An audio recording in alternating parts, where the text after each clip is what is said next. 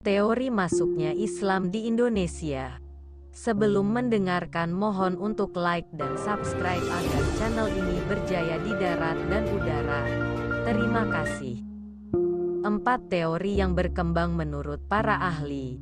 Keempat teori itu saling mengemukakan perspektif waktu masuknya Islam, asal negara hingga penyebar atau pembawa Islam ke Nusantara. 1. Teori India. Gujarat. Teori India atau teori Gujarat menyebutkan agama Islam masuk ke Indonesia melalui para pedagang dari India Muslim, Gujarat, yang berdagang di Nusantara pada abad ke-13. Saudagar dari Gujarat yang datang dari Malaka kemudian menjalin relasi dengan orang-orang di wilayah barat di Indonesia. Setelah itu terbentuklah sebuah kerajaan Islam yang bernama Kerajaan Samudra Pasai. Selain itu, teori ini juga diperkuat dengan penemuan makam Sultan Samudera Pasai Malik As-Saleh pada tahun 1297 yang bercorak Gujarat. Teori ini dikemukakan oleh S. Hurgronje dan J. Pitchnapel. Teori ini dicetuskan oleh G.W.J. Drewes dan dikembangkan oleh Snow Hurgronje dan kawan-kawan.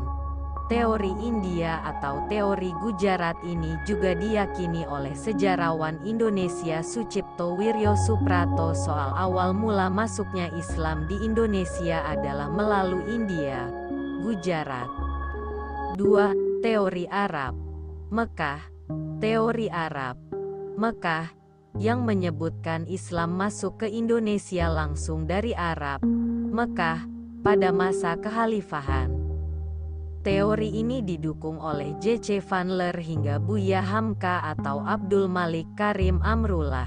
Menurut Buya Hamka, Islam sudah menyebar di Nusantara sejak abad 7 Miladiyah. Hamka dalam bukunya berjudul Sejarah Umat Islam 1997 menjelaskan salah satu bukti yang menunjukkan Islam masuk ke Nusantara dari orang-orang Arab. Teori dan bukti yang dipaparkan Hamka tersebut didukung oleh T.W. Arnold yang menyatakan kaum saudagar dari Arab cukup dominan dalam aktivitas perdagangan ke wilayah Nusantara. 3. Teori Persia. Iran. Teori yang menyatakan asal mula Islam masuk ke Indonesia dari negara Persia, yang sekarang bernama negara Iran, didukung oleh Husain Jajadiningrat dan Umar Amir Husain.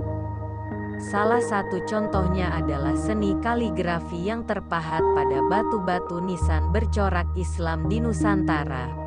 Ada pula budaya Tabot di Bengkulu dan Tabuik di Sumatera Barat yang serupa dengan ritual di Persia setiap tanggal 10 Muharram. Akan tetapi, seperti yang kita ketahui, aliran Islam di Persia merupakan aliran Islam Syiah, sedangkan aliran Islam yang berkembang di Indonesia adalah aliran Sunni. Sehingga teori Persia ini dianggap kurang relevan dengan fakta yang ada. 4. Teori Tiongkok. China. Ajaran Islam berkembang di Tiongkok pada masa dinasti Tang 618–905 M. Dibawa oleh Panglima Muslim dari Kekhalifahan di Madinah semasa era Khalifah Utsman bin Affan, yakni Sa'ad bin Abi Waqqas. Kanton pernah menjadi pusatnya para pendakwah Muslim dari Tiongkok.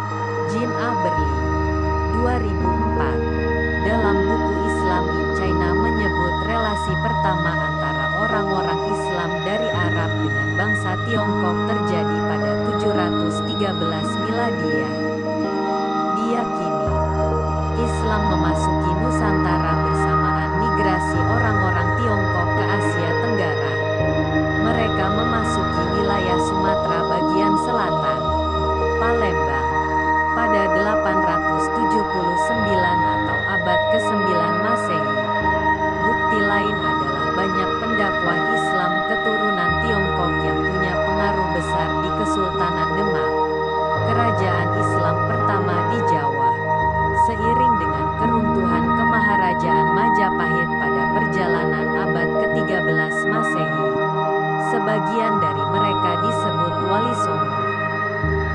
Itulah teori yang terkait masuknya Islam di Indonesia.